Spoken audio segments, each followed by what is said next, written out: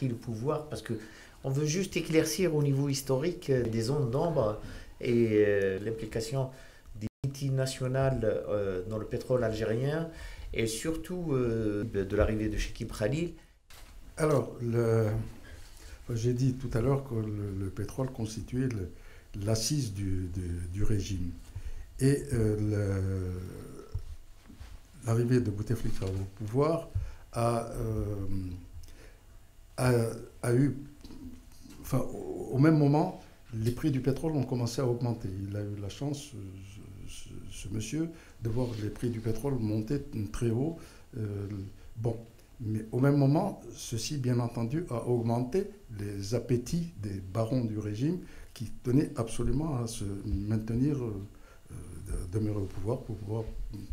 Est-ce que l'augmentation du pétrole est liée à l'arrivée de Bouteflika au pouvoir? Ah non, non, non, ça n'a rien à voir. Je dis, il a bénéficié de l'augmentation des prix du pétrole, c'est à l'échelle mondiale que ça s'est passé. Et en même temps, il y a eu ce que moi j'ai appelé dans mon livre comment dirais-je, le phénomène enfin, les attentats du 11 septembre qui ont joué un très grand rôle dans le développement de ce mouvement mafieux en Algérie. Donc, le septembre 2001 arrivent ces attentats. Première réaction de Bouteflika, il panique et il a déclaré officiellement, c'est nous, les petits pays, qui allons payer la facture. Les généraux algériens le prennent et lui disent, mon vieux, tu te gourres. C'est nous qui allons tirer profit de cette affaire. Et Bouteflika est parti à 2 reprises, entre octobre et novembre 2001, il a été à 2 reprises aux États-Unis. La première fois, il a été pour exprimer sa compassion à George Bush, etc., du peuple algérien, à propos de ces attentats. La deuxième fois, en novembre, il est parti dans le cadre d'une délégation africaine, dans laquelle il y avait le chef d'État de l'Afrique du Sud, le Nigérian et l'Algérien, qui étaient donc dans le cadre d'une conférence américano-africaine sur le développement de l'Afrique. Et là, il profite donc de cette visite pour aller rendre visite à Bush avec l'instruction qui lui avait été donnée par les généraux algériens. Il faut savoir que l'Algérie avait dépêché ses propres djihadistes, entre guillemets, en Afghanistan pendant la guerre. Et ces gens-là, c'était des agents du DRS qui avaient été envoyés, parce qu'il y avait évidemment des Algériens aussi qui, eux, avaient été combattre. Et donc, pour infiltrer le mouvement islamiste algérien, ils avaient envoyé ces gens-là donc, en Afghanistan. Donc, ces taupes du DRS qui avaient vécu en Afghanistan connaissaient très bien les talibans, connaissaient Al-Qaïda, connaissaient probablement même Oussama Ben Laden, et de leur contact avec tout ce monde-là, avaient collecté énormément de renseignements sur Al-Qaïda, son fonctionnement, sur Ben Laden, etc. Et donc, le Bouteflika va voir Bush et lui dit « Nous disposons d'une mine d'informations sur votre ennemi numéro 1, à savoir Al-Qaïda et donc Ben Laden. Nous sommes prêts à mettre à votre disposition tous ces événements, tous ces renseignements en contrepartie d'un soutien de la part des États-Unis et la couverture essentiellement des États-Unis pour effacer tous les crimes qui ont pu être commis durant cette guerre qui dure depuis une dizaine d'années. Et Bush dit « Banco, mais je veux le pétrole en plus ». Et c'est comme ça que Chekib Khalil est entré en jeu, et c'est comme ça qu'il y a eu la loi sur les hydrocarbures de Chekib Khalil. Donc, ceci pour dire jusqu'à quel point ce pouvoir, comme vous dites, mafieux, était prêt à aller juste simplement pour asseoir son pouvoir. La même technique a été essayée avec les Français. Si vous vous souvenez, à cette période-là, c'était donc 2002-2003, Chirac, voyant l'Algérie basculer dans le giron américain, veut récupérer l'Algérie et déclare officiellement que la France est prête à passer à un pacte d'amitié avec l'Algérie, un pacte du même niveau que le pacte passé entre Adenauer et de Gaulle à l'époque. Donc, le pacte qui est à l'origine de la création de l'Union européenne. Vous vous rendez compte, la France, grand pays démocratique, qui passe un pacte de ce type-là avec l'Algérie, ça veut dire que ces Algériens sont des gens fréquentables. Que si la France passe avec un tel contrat, et les généraux disent banco, tout de suite tu signes, à Bouteflika tu signes un tel contrat, et les négociations sont avancées sérieusement dans ce domaine, jusqu'au jour où M. Douste-Blazy a mis les pieds dans le plat, et qui était ministre des Affaires étrangères à ce moment-là, au cours parce que Bouteflika, pour camoufler un peu son jeu, en même temps parlait de dommages qu'a demandé aux Français pour les crimes commis en Algérie pendant la colonisation, et va jusqu'à parler de génocide commis par l'armée française en Algérie. Et d'abord, il y a eu Le Pen lui-même qui a réagi à cela, et finalement c'est Douste-Blazy qui, au cours d'une interview, je crois qu'il avait donné à RMC, Radio Monte Carlo, je ne sais trop quoi, dit que M. Bouteflika ne connaît même pas la langue française, il ne connaît pas la signification du terme génocide, qu'il emploie à tort et à travers, etc. Et évidemment, ça, avec Bouteflika, ça n'était pas passé. Comment moi, président de l'Algérie, je ne connais pas la langue française. Donc, il a commencé à freiner les discussions avec Chirac. Et entre-temps, bon, Sarkozy arrive au pouvoir et on oublie. Donc, c'est vous dire que tout ça, c'était pour couvrir un peu le passé, tout ce qui s'était passé jusque-là. Donc, voilà un peu, si vous voulez, ce fonctionnement mafieux qui s'est installé. Alors maintenant, s'il faut parler de la loi sur les hydrocarbures. Justement. Alors, cette loi sur les hydrocarbures, donc le Cheikh Ibrahim, qui était donc l'ami d'enfance de Bouteflika, qui avait donc passé une grande partie de sa vie aux États-Unis, où il avait fait ses études, il avait travaillé dans des compagnies pétrolières américaines, il avait travaillé à la Banque mondiale, a été nommé donc ministre de l'énergie par son ami d'enfance, Abdelaziz Bouteflika, qui était devenu président de la République donc en avril 1999. Et Bouteflika, qui voulait obtenir justement ce soutien américain qu'il va obtenir par la suite, comme je l'ai expliqué il y a un instant, mais et qui voulait également jouer auprès du président américain un rôle aussi important que les chefs d'État des deux grands pays arabes alliés des États-Unis, à savoir l'Égypte et l'Arabie saoudite. Donc, chercher le moyen d'entrer en contact et de se placer vis-à-vis du président américain. Bon, et le meilleur contact qu'il a trouvé, c'était Cheikh Ibrahim. Et comme je disais tout à l'heure, Bush a demandé, dès les premières discussions, que le pétrole algérien soit cédé aux compagnies américaines. D'autant plus que Bush, dès son arrivée au pouvoir, donc en janvier 2001, avait créé un groupe de travail qu'il avait appelé le NEPD, le National Energy Program Development, c'est le programme de développement énergétique des États-Unis, qui était la nouvelle doctrine qui avait été fixée donc pour les Américains dans le secteur pétrolier à travers le monde entier. Et le Cheikh Ibrahim entreprend donc une étude pour l'élaboration d'une nouvelle loi sur les hydrocarbures. Pour faire passer la chose plus facilement, il demande un prêt auprès de la Banque mondiale, au sein de laquelle il avait travaillé auparavant, un prêt de l'ordre de $100 000, je crois, pour couvrir cette étude. Donc, il devait être entreprise aux États-Unis. Bon, l'Algérie n'en était pas à $100 000 près. Il n'avait pas besoin de $100 000 pour entreprendre cette étude. Mais le but étant, à partir du moment où c'était un prêt qui était couvert par la Banque mondiale, évidemment, c'est la Banque mondiale qui choisissait elle-même les sous-traitants, enfin les sociétés qui allaient travailler là-dessus. Et bon, il a travaillé à la Banque mondiale, donc il connaît tout le monde, il connaît les rouages, etc.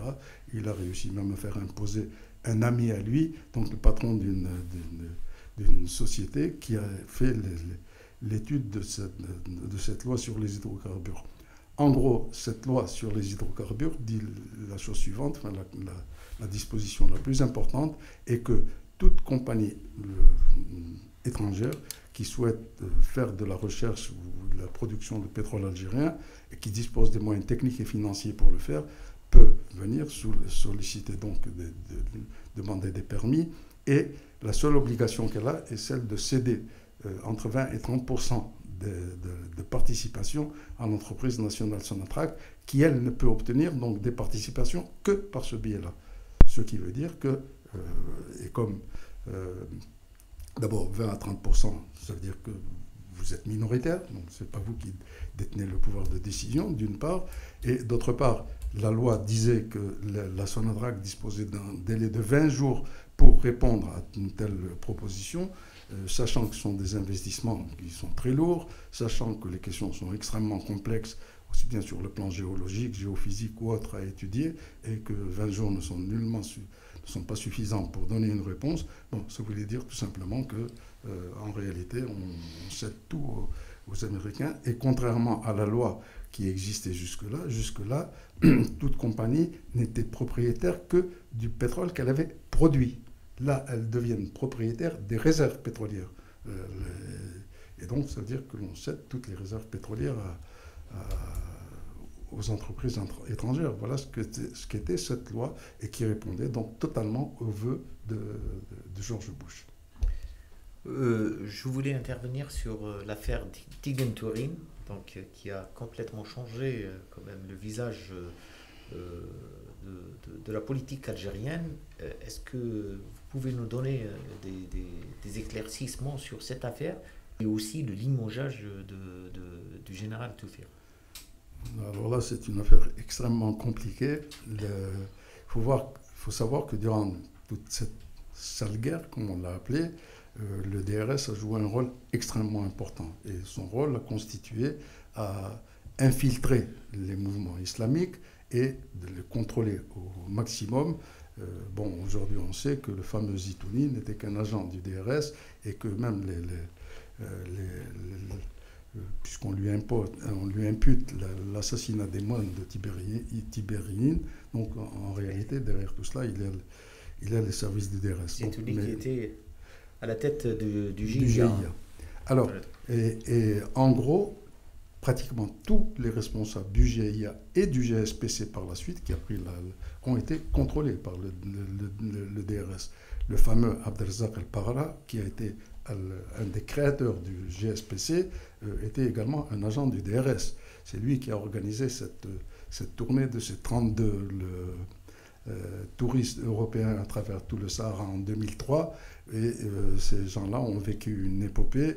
On les a soi-disant partagés en deux groupes pour échapper au contrôle de l'armée. Et il y a un premier groupe qui a été libéré d'une drôle de façon. Ils étaient cachés dans une grotte au Sahara, et une nuit, toute la nuit, ils entendent des coups de feu en permanence, des fusillades. Le lendemain matin, leurs gardiens ne sont plus là, et ils se retrouvent tout seuls. Il n'y a personne, il n'y a pas d'armée, il n'y a personne. Ils se retrouvent comme ça tout seuls, libérés comme par enchantement. Bon, et le fameux Abdelrazak El-Parra, juste pour dire encore deux mots en ce qui le concerne, souvenez-vous qu'il a été arrêté par les Tchadiens. Il y avait un mouvement qui s'appelle le mouvement de la jeunesse tchadienne, ou je ne sais pas quoi, quelque chose comme ça, qui voulait le remettre à disposition, le donner aux Algériens. Les Algériens ont refusé. Le ministre de l'Intérieur de l'époque, Zerhouni, a déclaré que le Parra ne nous intéresse plus parce qu'il est dépassé et les renseignements dont il dispose ne nous intéressent plus, etc. Et il a fallu, encore une fois, une intervention des États-Unis et de l'ambassade américaine lui-même qui a imposé que les Algériens aillent récupérer Abdelrazak El-Parra. Il a été transféré à la frontière entre le Tchad et la Libye par ce mouvement qu'il a remis aux Libyens. Et les Algériens étant là, ils l'ont pris. Il est jusqu'à présent officiellement entre les mains des autorités judiciaires, pénitentiaires algériennes. Néanmoins, il en est au 3e ou 4e procès dans lequel il est impliqué, et il est chaque fois condamné par contumace. On ne sait plus où est-ce qu'il est, Abdelrazak El-Parra. Bon, donc ceci pour dire jusqu'à quel point le DRS a contrôlé ces mouvements. Le DRS s'est lancé ensuite, à partir du moment où le GSPC a disparu pour être remplacé par l'AQMI, donc Al-Qaïda au Maghreb islamique, et que cet AQMI a commencé à agir essentiellement au sud, et particulièrement dans le Sahel. Le contrôle du DRS s'est encore poursuivi, d'autant plus que dans le Sahel, pendant longtemps, il y avait la rivalité entre les services secrets algériens et le colonel Kadhafi, de l'autre côté, qui lui-même voulait imposer sa mainmise sur le Sahara et le Sahel. Et donc les Algériens ont contrôlé en bonne partie l'AQMI qui intervenait au Sahel, dont le fameux Mokhtar Belmokhtar, qui est donc un des responsables actuels de l'AQMI et qui a échappé jusqu'à présent, enfin tout au moins qui a été annoncé mort déjà une dizaine de fois, et chaque fois il ressuscite comme cela. Enfin bref.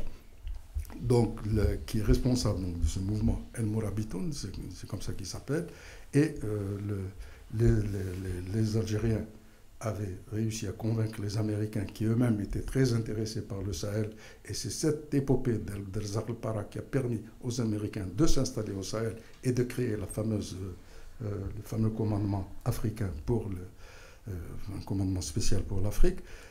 Donc, ils ont réussi à convaincre les Américains que Mokhtar Belmokhtar, il ne fallait pas le craindre, c'est notre homme, nous le contrôlons. Et ils l'ont effectivement contrôlé.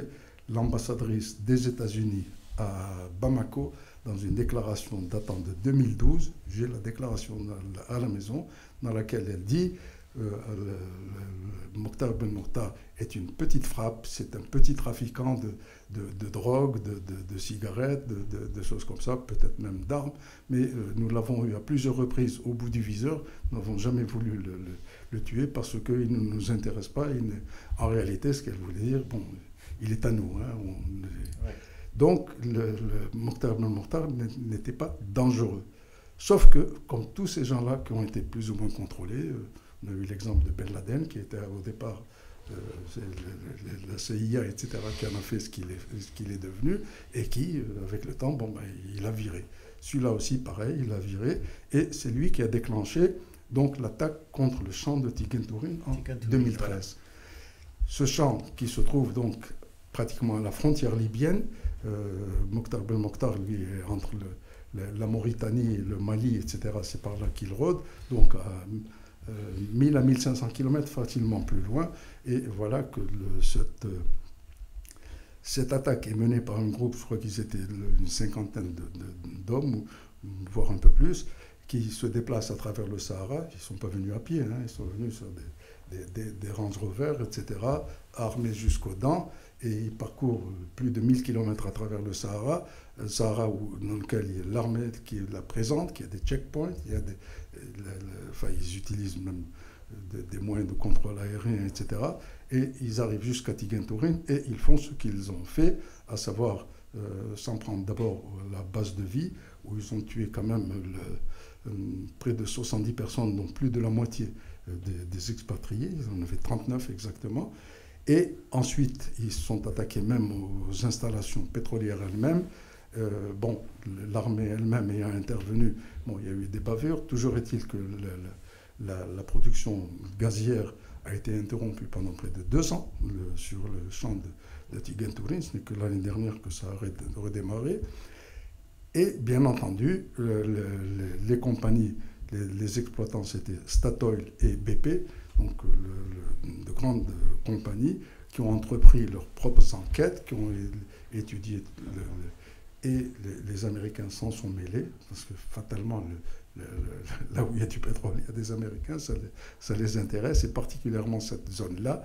Et donc ils sont arrivés à la conclusion que de 2 choses l'une, où il y a eu certainement des complicités au sein des pétroliers, du groupe des pétroliers eux-mêmes, qui ont permis à ces gens-là d'arriver jusque-là, d'une part, mais d'autre part, du côté de l'armée et des services de sécurité, il y a soit une complicité, soit des incompétences totales, on n'a rien vu, et ils ont, déjà avant même les Américains, souvenez-vous que M. Cameron, Premier ministre de Grande-Bretagne, une semaine après l'attaque de Tikenturin, était à Alger. Il est venu demander des comptes, dites-nous ce qui s'est passé, et évidemment, il a tenu un langage très autoritaire en disant, on a eu quand même des citoyens britanniques qui ont... ça, c'est impardonnable, c'est inacceptable pour nous. Et les Américains sont arrivés à la même conclusion, c'est inacceptable. Et donc, toutes les histoires que vous, Algériens, vous, DRS, nous avez racontées pendant des années, comme quoi vous contrôlez l'AQMI, etc., c'est faux. La preuve, voilà à quoi on a abouti. Et il faut toucher à tout, sauf au pétrole. Et là, la première conséquence de cela, c'est qu'on a vu en septembre 2013, et pourquoi ça a traîné jusqu'à septembre? Parce que M. Bouteflika, qui est le seul à pouvoir signer ce genre de décision, était en traitement en France. Il venait de passer près de 3 mois, et dès qu'il est rentré à Alger, il prend toute une série de décisions. Pratiquement tous les généraux du DRS sont limogés.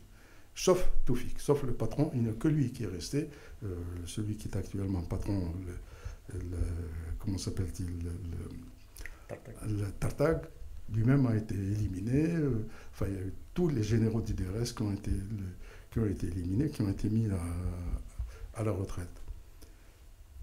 Et Toufik lui-même devait partir, et ça c'est à la demande des Américains, ce sont eux qui ont exigé qu'il y ait un lessivage, une grande lessive au sein des services secrets algériens. Toufik, lui, a compris qu'il était là en sursis, qu'il n'avait échappé que parce qu'il était le grand patron et parce que d'autres généraux algériens ont intervenu également et ont fait qu'il soit maintenu. Mais à la première occasion, il a sauté lui aussi. Cette première occasion ayant été fournie par notre événement qui lui s'est passé en Tunisie l'année dernière, en 2015, c'était à peu près 1 an quand cela a eu lieu. Il y a eu un accrochage entre des islamistes, un groupe d'islamistes et l'armée tunisienne. Et il y a eu, je ne sais combien, 7 ou 8 membres de ce commando qui ont été tués, et sur les cadavres de ces commandos, il y en avait 1 ou 2 qui étaient des Algériens, les autres étaient des Tunisiens. Ils ont trouvé surtout sur leur téléphone portable des numéros de tous les patrons du DRS, y compris le numéro personnel de Toufik. Donc, ce qui signifie, les Algériens ont dit, bon, ça aussi, ce sont nos agents, et c'est pour ça qu'ils ont ces numéros de téléphone, etc. Bon, les Américains ont dit, ça suffit. Là, vraiment, parce que la Tunisie, non plus, il ne faut pas y toucher. Et pourquoi les Algériens avaient fait ça? Ils avaient effectivement infiltré ces réseaux djihadistes en Tunisie, parce qu'auparavant, Ennahda était arrivé au pouvoir en Tunisie. Et il fallait discréditer Ennahda, tout comme ça a été fait pour le fils en Algérie, parce que or, en Tunisie, les choses se sont passées différemment qu'en Algérie, entre Ennahda et le Nida Tounes, je ne sais trop comment, tous les partis, il y a eu quand même un consensus qui s'est créé, et ils se sont acceptés mutuellement, et il y avait un début de démocratisation, mettons, et il ne fallait pas que cette tentative réussisse. Parce que si ça réussissait, ça discréditait tout ce qu'ils avaient fait pendant 10 ou 15 ans. D'où l'infiltration et d'où essayer de créer... Alors les Américains ont dit, ça suffit. Les infiltrations comme ça, on n'en veut plus. Et c'est comme ça que Toufik est parti.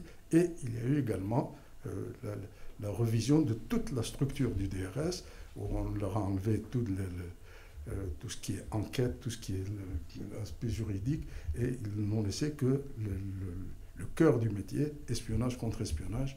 Et on a nommé donc Tartag à la place de Toufik. Tartag qui est tout aussi impliqué que Toufik dans tout ce qui s'est passé auparavant. Mais pourquoi ce monsieur? Précisément parce qu'il était impliqué, et parce qu'il faut quand même camoufler tout cela. Et bon, il n'y a que celui qui est tout aussi impliqué qui va le camoufler. Hein. Et pour les autres responsables politiques ou militaires algériens, et même pour les Américains, parce qu'eux-mêmes sont impliqués dans un tas de choses. Mais Tartag serait sur un siège éjectable, peut-être? Ah, probablement. Oui.